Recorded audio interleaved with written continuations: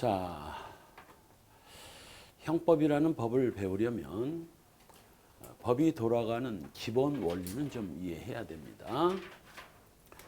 법은 크게 실체법과 절차법이 있고,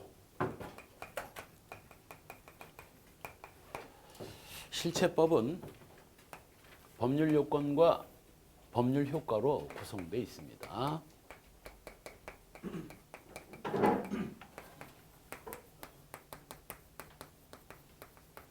이 법률 효과라는 게 바로 권리와 의무의 발생, 변경, 소멸이에요.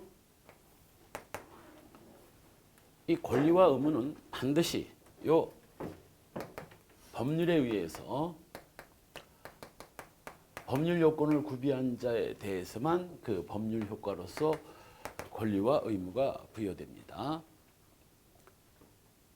옛날에는 이 권리와 의무가 하늘에서 떨어지던 시절도 있었습니다. 그게 바로 프랑스 혁명 이전의 신분사회예요. 신분사회에서는 신분이 귀족이면 귀족이라는 신분 때문에 권리만 갖고 살고, 태어난 신분이 노비라면 평생 주인을 위해서 일을 해줘야 할 의무만을 가지고 살아가게 됩니다. 정말 재수없는 사회지. 재수없게 노비로 태어나면 평생 개고생만 하다 죽는 거지. 요즘 우리 세대 흑수저처럼 개뿔모 흑수저로 태어나면 평생 개고생만 하다 죽는 거지. 그래서 이 신분사회는 프랑스 혁명으로 사라져버리고, 프랑스 혁명의 캐치프레이즈가 자유, 평등, 박애 아닙니까? 그 평등. 신 앞에 누구나 평등합니다. 신이 뭐 그 인간 이마박에다가 도장을 찍어준 것도 아니고, 태어나면서부터 누구는 귀족이고 누구는 노비고, 하나님이 신이 정해준 거 아니거든. 인간이 만들어낸 거지. 그래서 프랑스 혁명 이후에 신분사회는 사라지고 이제는 자유민주주의 사회가 등장하게 됩니다. 요 민주주의 사회라는 게 뭐예요? 국민이 그 나라의 주인인 그런 나라를 민주주의라고 하는 겁니다. 국민이 주인인 나라. 대한민국이 지금 민주주의 사회죠. 대한민국은 국민이 주인입니다.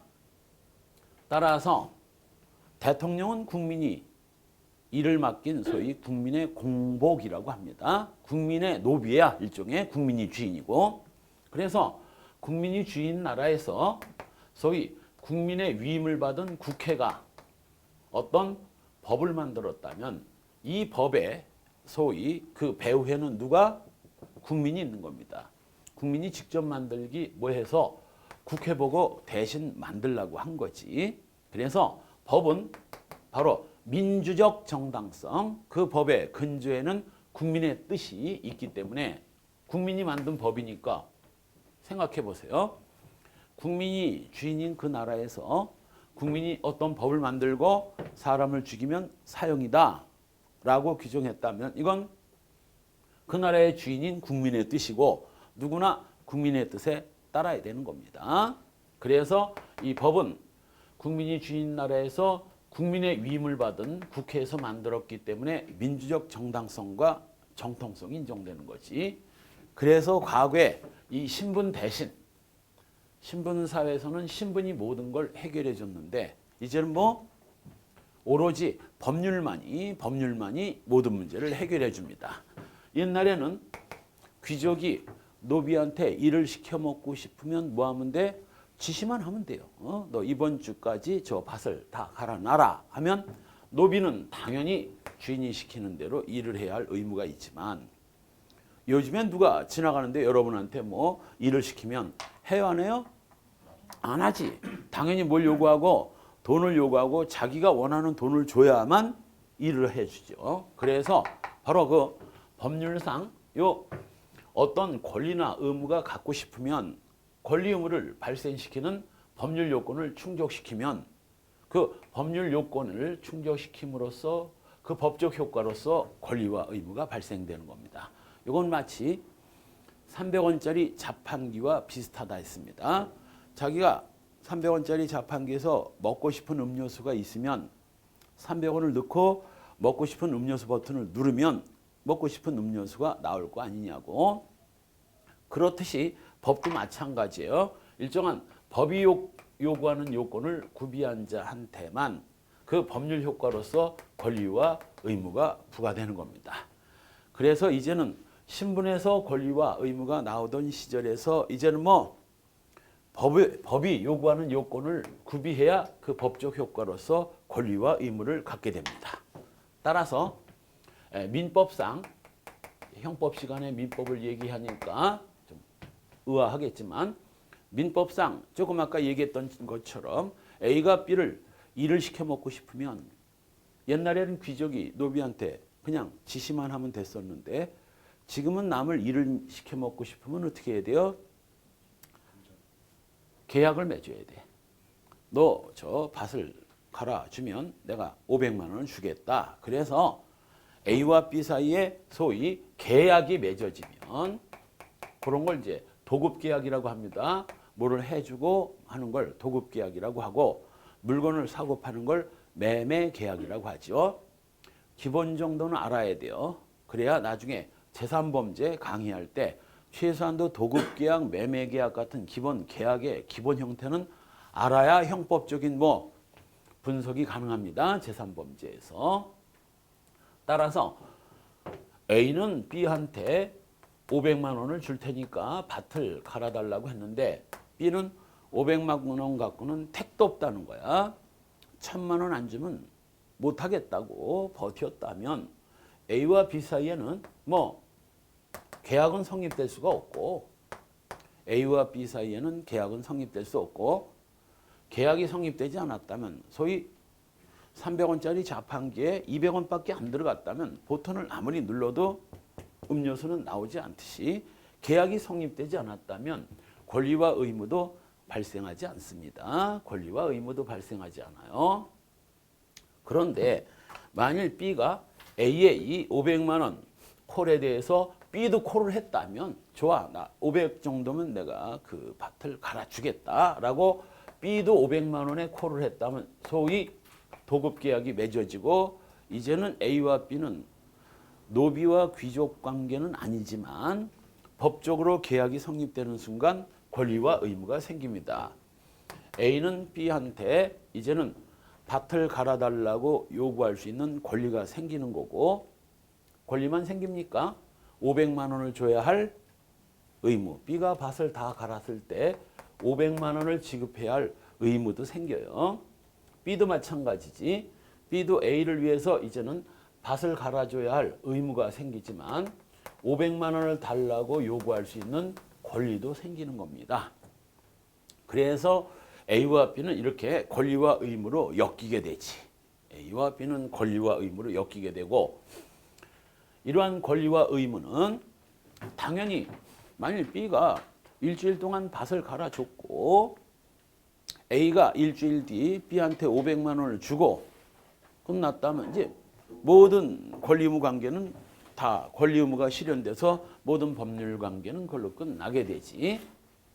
그런데 B는 A를 위해서 죽도록 밭을 갈았는데 A는 B한테 줘야 할 돈을 지금 몇 달째 안 주고 개기고 있습니다. 그럼 어떻게 해야 되겠어요? 이때 바로 B는 그 A한테 500만 원 도급비를 받아내고 싶으면 반드시 요 절차법인 민사소송법에 따라서 B를 상대로 소송을 걸어서 해결을 봐야 됩니다. 따라서 아무리 계약이 성립돼서 당사자 사이에 권리와 의무가 발생했다 하더라도 그 권리의 실현을 민사소송법, 즉 절차법인 민사소송법에 의하지 않고 권리를 만일 함부로 실현하면 이건 뭐예요?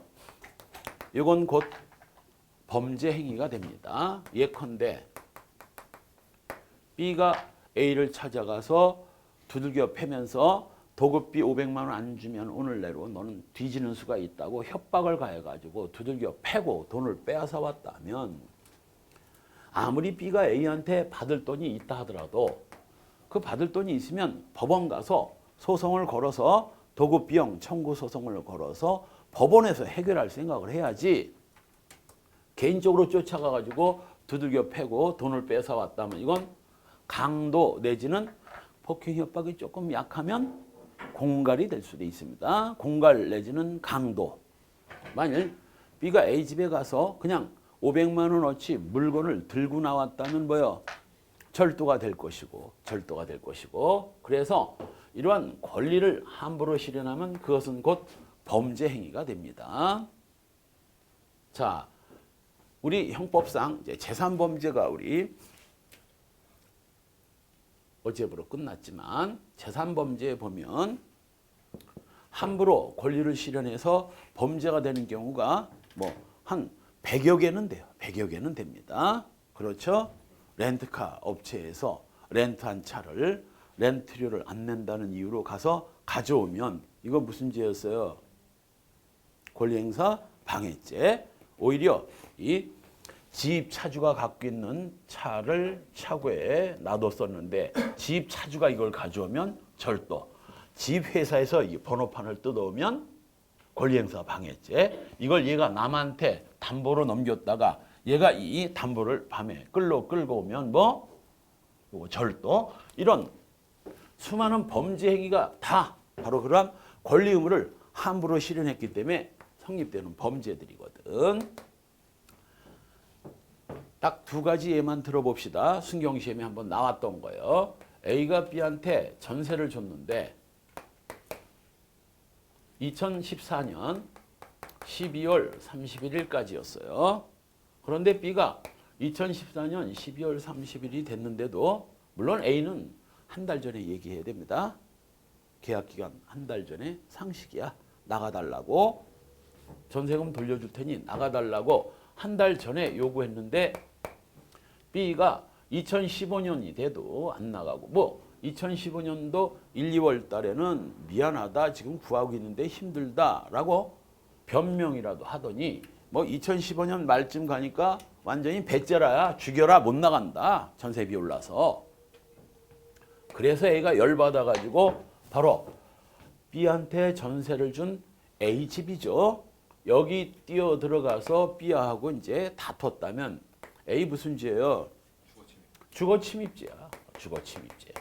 아무리 계약 기간이 끝나서 B가 나가야 되는데 안 나가고 있다 손치더라도 B를 내쫓고 싶으면 그 권리는 뭐를 통해서 민사소송을 걸어서 B를 상대로 전세계약 만료로 인한 전세 목적물 반환 청구 소송을 걸어서 거기서 소송에서 이긴 다음 소위 강제집행. 그래도 안 나가면 이제 집달관한테 강제집행을 신청해서 이 집달관들이 나와가지고 B를 강제로 쫓아내주고 들어가서 살라고 할 때 들어갔어야지. 우격다짐으로 들어가면 주거침입죄라고. 또 하나가 A가 B한테 굴삭기를 매각했는데 할부로 100만 원씩 100개월. 이때 이 B가 A와 계약을 맺을 때 계약서에도 썼어요. 만일 이 할부금을 3회 이상 연체하면 요 A가 굴삭기를 회수해 가도 좋다고.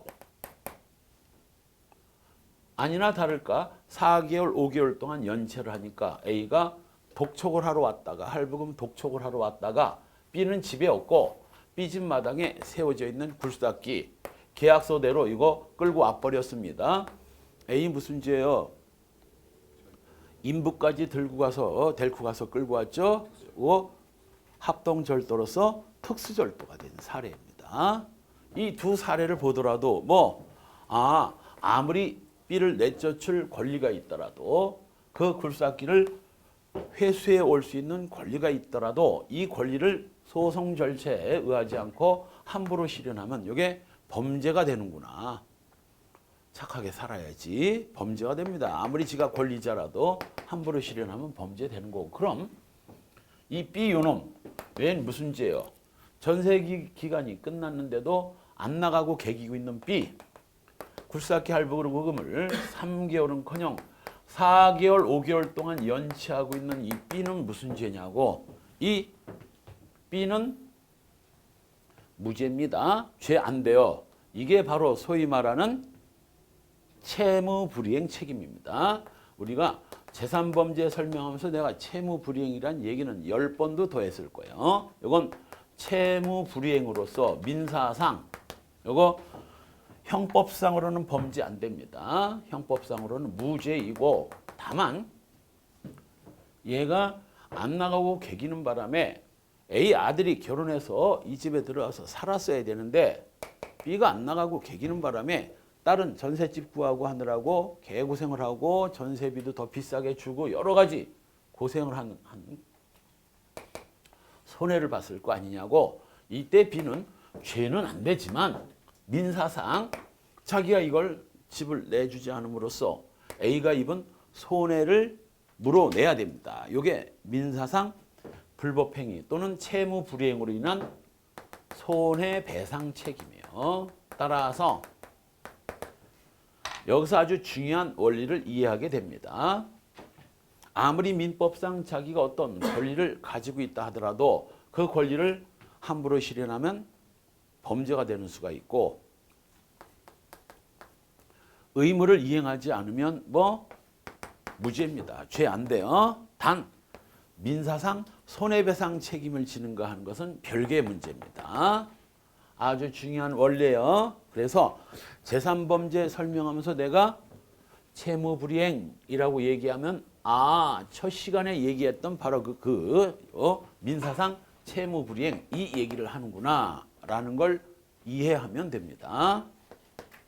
자, 이때 이제 민법상 법률 요건 중에서 이제 형법에도 뭐가 있고 살인죄가 있고 절도죄가 있고 강간죄가 있듯이 민법상 법률 요건도 채권, 계약, 사무관리, 부당이득, 불법행위 이런 법률 요건들이 있습니다. 계약은 이렇게 지금 배웠고, 계약은 A와 B 사이에 의사의 합치여야 돼요. A가 500에 콜 했을 때 B가 콜을 불러야지 난 1000 아니면 노라고 했다면 이건 계약은 성립되지 않는 것이고, 두 사람 의사가 완벽하게 합치돼야 비로소 계약은 성립되는 겁니다. 그런데 이 사무관리란 법률 용어입니다. 사무관리라고 해서 무슨 남의 사무실 가서 장부 정리해주고 그게 사무관리가 아니에요. 법률 용어로서 사무관리란, 자, 지금 A와 B가 이웃집인데 애증의 관계야. 서로 시기도 하고 또는 가끔 친하게 지내기도 하고 시기도 하고 질투도 하고. 이때 B가 온 가족을 데리고 태국 푸켓으로 여행을 떠났습니다. 일주일 동안. A가 B가 푸켓으로 여행을 떠나니까 너무 부러웠어요. 질투심도 나고. 자기는 푸켓은커녕 개뿔 부산도 못 가봤는데. 그래서 B가 온 가족을 데리고 여행을 떠난 뒤 B 집을 물끄러미 바라보다 보니까 B 집에서 수도관이 터졌는지 물이 흘러나오고 난리가 난 거야. 자, A는 B 집을 망가진 수도관을 고쳐줘야 할 의무 있어요, 없어요? 없죠. 남의 집 수도관이 터지든 벌어지든 뭔 상관이 있어. 무너지든. 혹시 B가 떠나기 전에 A하고 약속을 했다면 그때는 상황이 달라지지. B가 떠나면서 우리 집에 뭔 일이 있으면 네가 일 좀 처리해다오. 갔다 오면 내가 수고비는 두둑히 줄게. 그래서 A가 콜을 했다면 이건 뭐야? 이것도 일종의 도급계약입니다. 무슨 일이 생기면 이거 네가 처리해줘라. 갔다 오면 비용하고 수고비는 줄게. 이게 도급계약이거든. 그렇다면 만일 A, B 사이에 그런 계약이 맺어졌다면 B집에서 수도관이 터졌으면 당연히 A는 그거 고쳐줘야지. 계약상 의무가 발생했으니까. 그러나 A와 B 사이에는 아무런 계약도 없었습니다. 이때 A는 B집을 고쳐줘야 할 의무는 코딱지만큼도 없지만 그래도 뭐 아무리 부러워도 그래도 이웃집인데 그냥 방치했다간 집이 다 허물어서 무너질 것 같으니까 보일러 수리공 갑을 불러서 30만 원을 들여서 요거 수리를 해줬습니다. 이때 B는 여행 갔다 돌아온 뒤 A가 이런 사정 얘기를 합니다. 비록 계약은 맺지 않았지만 이런 사정 얘기를 하면 B는 뭐예요? A가 자기 집 망가진 수도관을 고치면서 들인 돈 30만 원과 그리고 뭐 수고비도 좀 줘야지 한 10만 원 아니면 그냥 냅뒀더라면 잘못하면 집이 무너질 수도 있는데 물 무섭거든. 물 계속 흘러내리면 여기 계속 물 때리면 벽 뚫립니다. 일주일 정도면 세면 뭐 하루면 뚫려요. 그래서 B집 다 망가지고 박살날 걸 A가 30만 원을 들여서 고쳤으면 몇 억대 집을 망가지는 걸 막아줬으니까 당연히 B는 이 A한테 뭘 30만 원 플러스 수고비 알파를 줘야 할 의무가 생기는 거예요. 자, 이때 바로 A와 B 사이에서는 이런 도급 계약 같은 건 맺어진 바 없지만 B는 A가 자기 집을 고치는 데 들인 비용을 물어줘야 할 의무 생깁니다. 만일 B가 여기서 누가 고쳐달라고 그랬나? 누가 고쳐달라고 그랬어? 돈 못 줘. 라고 버티면 어떡하나? 이때 A가 열받는다고 가가지고 자기가 고친 수도관 파이프를 가서 망치로 깨서 부숴버렸습니다. 다시 물 터지고 난리가 났어요. 요 A 무슨 죄야? 손괴죄야. 아무리 지가 고쳐주고 B가 돈을 안 준다 하더라도 그걸 가서 부수면 손괴죄가 성립된다고. 어떻게 해야 된다고? B를 상대로 그 사무관리 비용 지급 청구 소송을 걸어서 그 소송에서 이긴 다음 집달관이 B 재산을 강제로 뺏어다가 경매에 넘기고 거기서 번 돈으로 A를 줘야 그래야 A가 그걸 받아야지. 지 멋대로 가서 부수면 손괴죄예요. 들어가는 것 자체가 이미 또 주거침입죄지. 이미 주거침입죄와 손괴죄 무슨 경합? 실체적 경합이 될 겁니다. 자, 요게 사무관리예요. 요 사무관리는 나중에 부자기범을 볼 때도 보게 됩니다. 그럼 사무관리란 설명했어. 사무관리란 법률상 아무런 의무도 없이 안 해도 돼. 아무런 의무도 없이 타인이 해야 할 일을 대신해 준 경우 이걸 사무관리라고 하고 사무관리를 하면 사무관리를 해준 자와 받은 자 사이에 권리 의무가 발생됩니다. 얘는 돈을 달라고 요구할 수 있는 권리가 생기고 얘는 그 돈을 물어줘야 할 의무가 생기는 거예요. 부당이득은 이제 형법에서 문제되는 경우는 거의 없으니까 말 그대로 부당하게 아무런 원인도 없이 자기한테 어떤 이익이 생기면 그 이익은 돌려줘야 됩니다. 아주 쉽게 설명하면 A가 밍크 코트를 널어놨는데 바람이 세게 불어가지고 B 집으로 떨어졌습니다.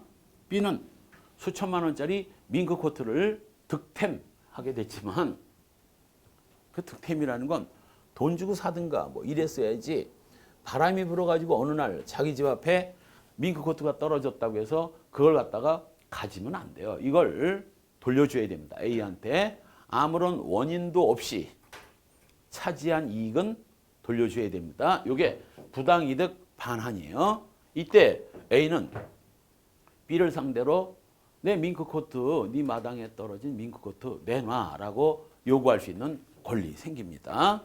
마지막이 불법행위. 이건 좀 자주 나오지. 불법행위는 손해배상 책임. 이건 형사소송법에서도 또 나와. 자, 예를 들면 A가 차를 끌고 가다가 과실로 B를 들이받아 가지고 이거 8주 중상을 입힙니다. 그러면 이 A의 행위는 형법상으로는 뭐가 되고 차 몰고 가다 사람 다치게 하면 업무상 과실치상 아닙니까? 이거 업무상 과실치상인데 민법상으로는 뭐예요? 불법행위입니다. 자기가 실수로 일부러 하지는 않았다 하더라도 실수로 남을 차를 들이받아 가지고 8주 중상을 입혀 가지고 B. 병원 가서 치료받으랴 돈 내랴 또 자동차에 부딪혔으니 얼마나 또 아팠겠어. 그 통증을 그 고통이거든. 그것도 그 통증도 손해거든. 그 통증 같은 걸 다 돈으로 물어줘야 됩니다.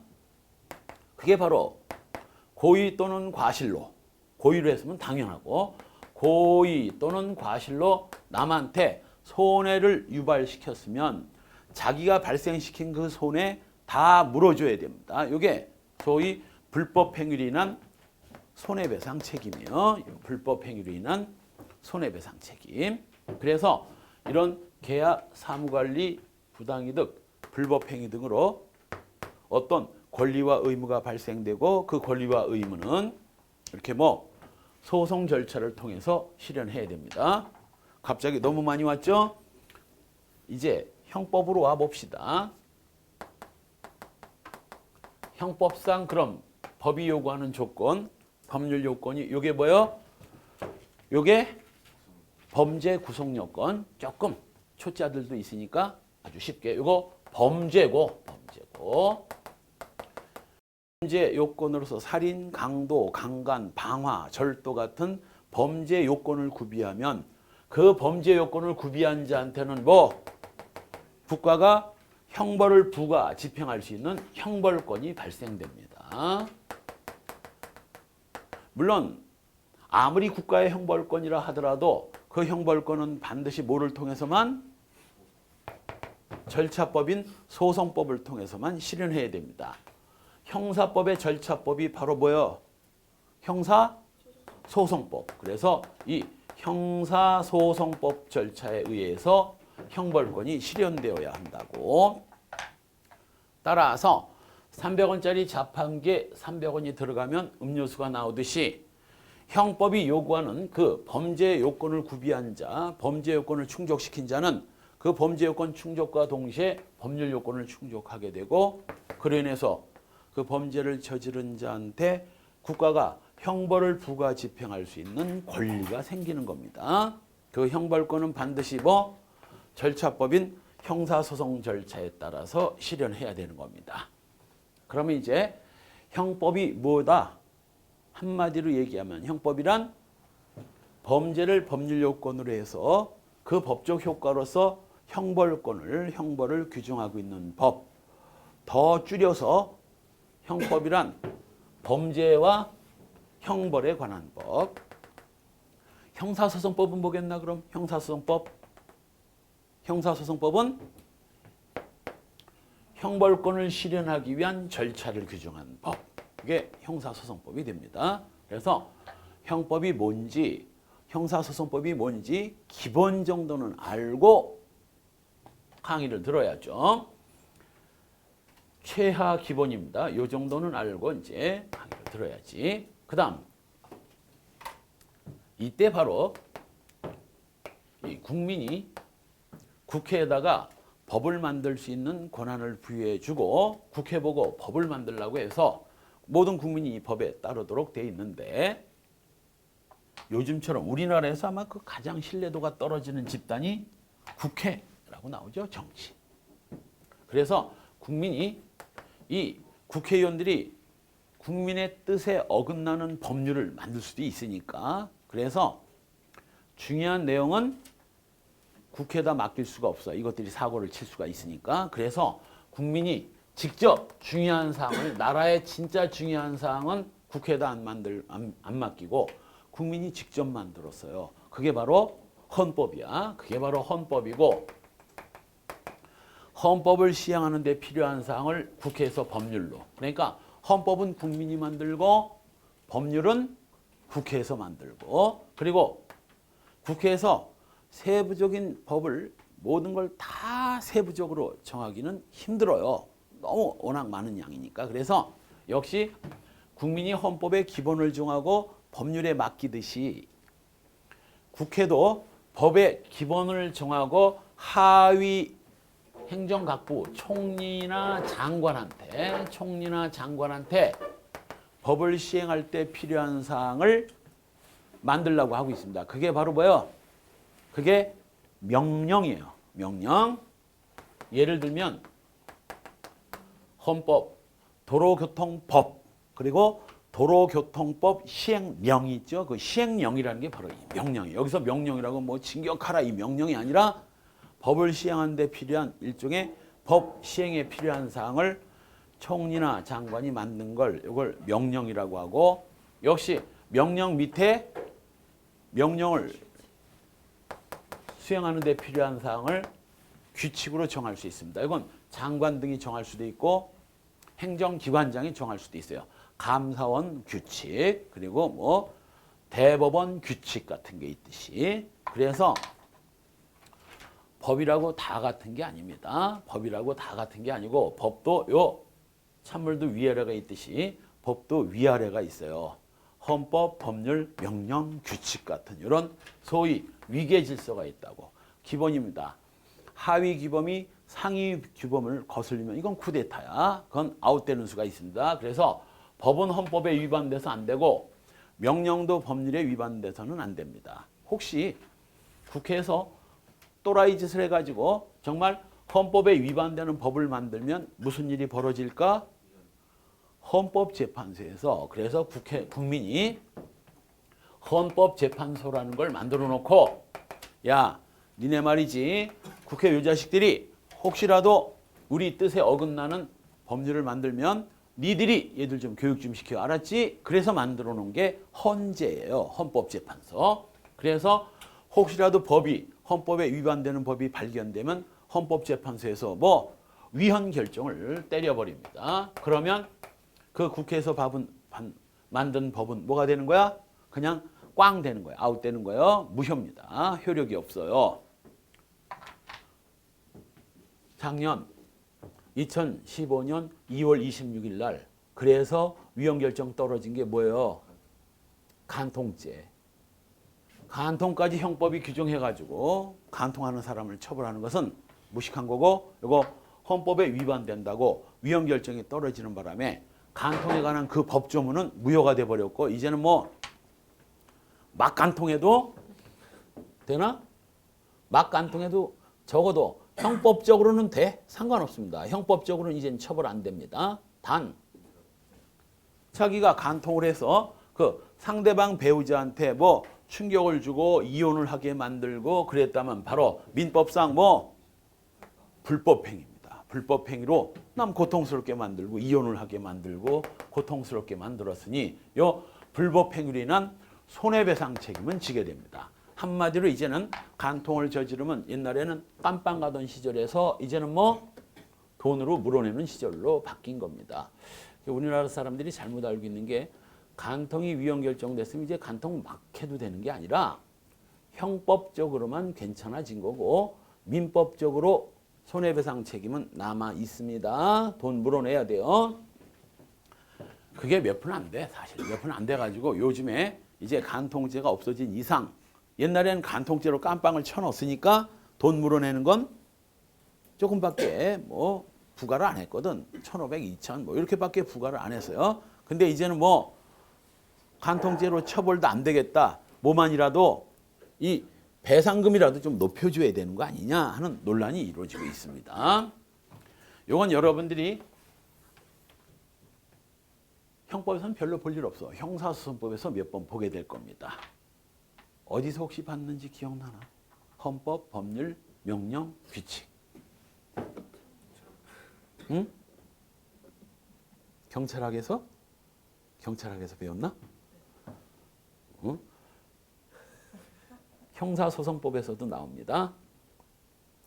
상대적 항소 이유로서 헌법, 법률, 명령, 규칙 위반이 있고 그것이 판결에 영향을 미쳤다고 인정될 때 이때 재항소 이유로도 하나 있고 재항고 사유로도 재항고 사유는 이거 하나뿐이야. 고등법원이 한 결정에 대해서 대법원에다 재항고할 수 있는 건 고등법원 결정이 헌법, 법률, 명령, 규칙 위반이 있을 때만 대법원에 재항고할 수 있습니다. 지금 이 개념을 배우지 않았다면 뭐 나중에 그 재항고 사유나 이런 거 볼 때 헌법, 법률, 명령, 규칙 이게 뭐야? 명령이라는 게 뭐야? 이거 헷갈리면 안 되는 거거든. 우리 죄형법정주에서도 나옵니다. 이거 좀 이따 나올 거예요. 죄형법정주에도 나오게 됩니다. 자, 요게 최소한도 법에 돌아가는 기본 원리예요. 이 정도는 알고 이제 우리가 본격적으로 이 범죄가 뭐고 형벌의 내용이 뭐냐 이걸 살펴보게 될 겁니다.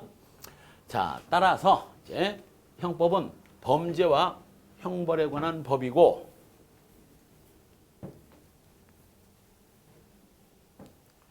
형법은 크게 조문이 총칙과 각칙으로 나눠집니다. 형법 각칙은 수백 개의 그 범죄와 그 범죄에 해당하는 형벌을 규정하고 있어요. 살인죄와 형벌, 절도죄와 형벌, 강간죄와 형벌 같은 걸 수백 개를 쫙 규정하고 있는 게 형법 각칙이고 여기 강도, 살인, 절도, 강간, 방화 뭐 이런 범죄들을 쫙 규정하고 있는데 형법 총칙은 이 범죄에 적용되는 공통 원리를 규정하고 있습니다. 예를 들면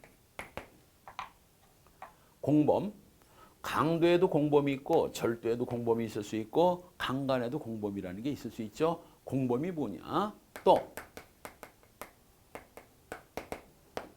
기수와 미수, 살인에도 기수, 미수 있고 강도에도 기수, 미수가 있는데 바로 그 기수와 미수가 어떻게 구별되느냐 뭐 이런 일반적인 형법상 이 각칙에 적용되는 모든 범죄 일반적으로 적용되는 공통 원리를 여기 쫙 규정해 놓고 있는 겁니다. 그래서 여기서 뭐 실행의 착수, 공범, 기수, 미수, 위법, 책임 이런 것들을 공통 원리를 쫙 보게 되는 거예요. 그전에도 예고한 바 있듯이 형법 총칙 강의, 총론 강의 들을 때 빠지면 형법 총론이라는 것은 이런 논리적 과정을 하나하나 계단별로 밟아 올라가기 때문에 중간에 한번 결석을 하거나 지각을 하면 요 부분만 빵꾸가 나는 게 아니라 전체 시스템이 다 무너져 버려요. 그래서 형법 총론 강의를 할 때는 절대 지각하거나 결석해서는 안 됩니다. 가급적 오프라인 강의를 들어야지 정말 피치 못해서 빠지는 일이 있으면 반드시 다음 강의 듣기 전에 그 빠진 부분을 동강으로 꼭 듣고 와야 됩니다. 반드시야. 이걸 듣지 못하면 이제 이게 섞여가지고 엉망진창이 된다고. 이걸 잘 공통 원리를 잘 세우고 그 다음에 이제 구체적인 강론에 들어가서 범죄 분석을 들어가는데 개뿔이나 이게 전부 엉터리인데 범죄 분석인들 제대로 되겠느냐고 필수적입니다. 조금 쉬었다가 형법의 기초 개념 들어가기로 합시다. 10분 쉬었다 갑시다.